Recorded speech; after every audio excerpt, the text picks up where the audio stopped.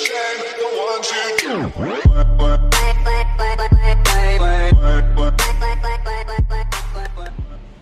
So guys, welcome back to Rydeus-The channel. Welcome to video number 14 in the Freedom series. In this video, I want to share with you a couple models of financial well-being. First model I'll share is the Money Coaches of Canada. I'll share their model, and I'll also share a model that my community and I that we came up with, and we use it as a basis for discussion. Now, in the Money Coaches of Canada, they have a 7-stage model. The first stage is financial chaos. Many of us find ourselves in financial chaos from time to time. We don't have enough money to do the things that we want to do. Our monthly pay or salary is finished and the month is still going on. We're borrowing money from whoever is available to lend us. We're accessing credit whenever there's an opportunity to. So we find ourselves in financial chaos. Everything is chaotic around us as far as money is concerned. We may progress to the next stage, or accompanying the chaos is the stage of financial avoidance, where we try not to pay attention to what is going on. We bury our heads in the sand and live one day at a time, day by day. We know we are doing a lot of things wrong, but we're not paying attention to what we're doing wrong. We're thinking that we're struggling simply because money is hard to come by. But it's not that money is hard to come by, it's that we are engaging in a wrong set of causes and getting results that we do not want. But we remain in that stage of financial avoidance. We don't want to answer our phones. We don't want to open our mails. If we see someone we borrowed money from, we duck their phone calls or we walk in a different direction. So we're in that stage of financial avoidance. We can then progress to the stage of financial awareness. Financial awareness is when we become aware of all those things that we're doing wrong and all those things that we need to do to improve our situation. So the reality of perhaps borrowing money from persons until payday, the reality of taking every loan that a financial institution is willing to offer you, the reality of using your credit card or accessing credit. You're now aware of these things and you are now comfortable making the decision to avoid that kind of behavior. Now you would progress to the stage of financial stability, which is the 4th stage. Once you begin to do those things that would allow you to get a better experience financially, you're not necessarily spending every cent that you have.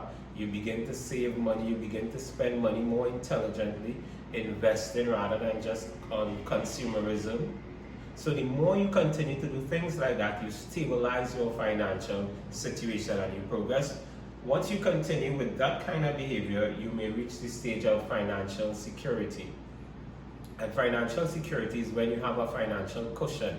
Maybe 3 to 6 months of your financial obligations are covered. So even if you don't earn money for about 3 to 6 months, you're still secure, or maybe up to a year, you're still secure because you've been saving, you've been doing those things that would allow you to earn money independent of your trading time for money, so you progress to financial security.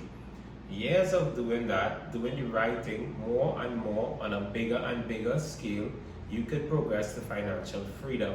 And financial freedom is perhaps the stage where you never have to work another day in your life. You're comfortable, you have enough sources of income that will allow you to take care of all your financial requirements for you, your loved ones, whatever it is you want to do. You can do that without working another day in your life because you've put things in place that you're constantly earning income. And the 7th stage of the model is financial fulfillment, where there's nothing you could think about that you want that you cannot buy. If you feel to buy a jet, you could buy a jet. If you feel to buy an island, you could buy an island. You're in financial fulfillment. Now that's the Money Coaches of Canada's model.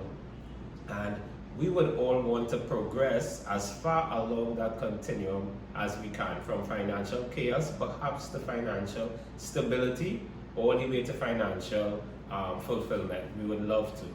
Now there's a model that my group and I, we've been discussing, we've developed, and we call that model the Dreams of Model. And let me help you understand that. We talk about in the first stage, you're in financial disarray. Much like the previous model, it's chaotic.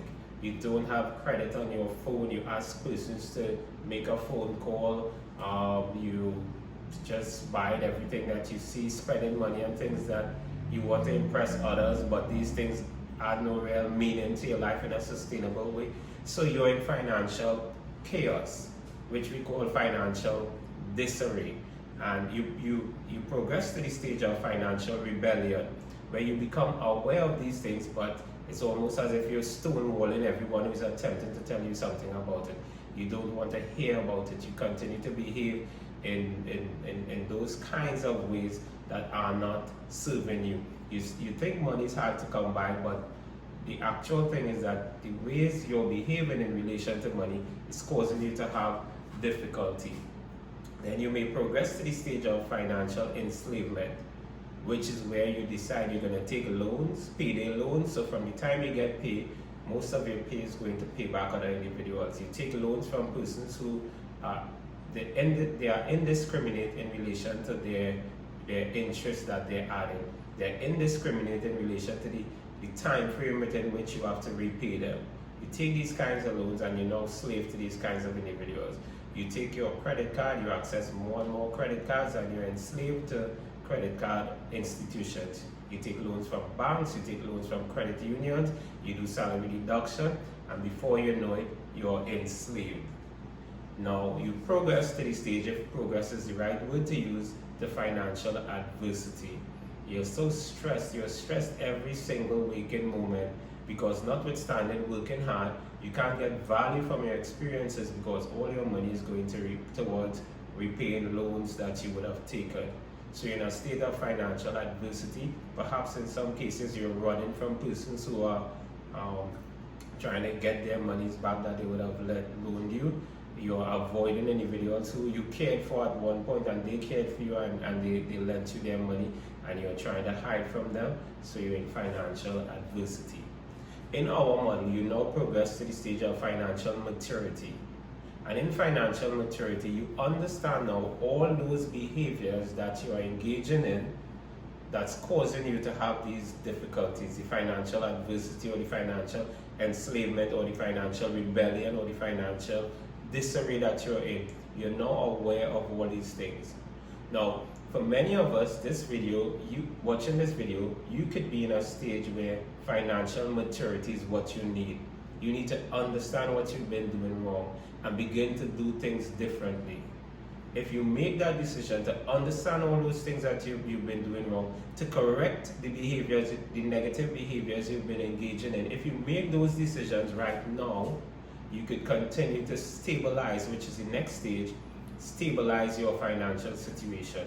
So the more you discover what you should be doing, and the more you're doing of that, you're going to stabilize your financial situation. And once you stabilize your financial situation, you understand those things that you should be doing, you could progress to what we call financial opulence. You have money to do whatever it is you feel like doing. You want to go and watch Real Madrid versus Barcelona, the Clasico every year, you can do that. Twice for the year, you can do that. You want to go and watch Beyonce concert, you can do that. You progress to financial opulence. But there are certain things, remember we talked previously about the principle of cause and effect. We must be engaging in those causes which would allow us to reach financial opulence, and we must be avoiding those things that would cause us to be in financial adversity or disarray. And then you progress to the final phase, which is financial freedom, much like in the previous model, financial fulfillment, where you can do anything that you want to do because you have the money is no restriction, money is no problem, money is no object. Okay? So what we wanted to do in this video is give you a sense of a financial well-being continuum along which you can progress if you make the decision to discontinue doing those things that would cause you to be in adversity or disarray, and make the decision to do those things that would cause you to stabilize and continually improve your financial situation. See you in the next video.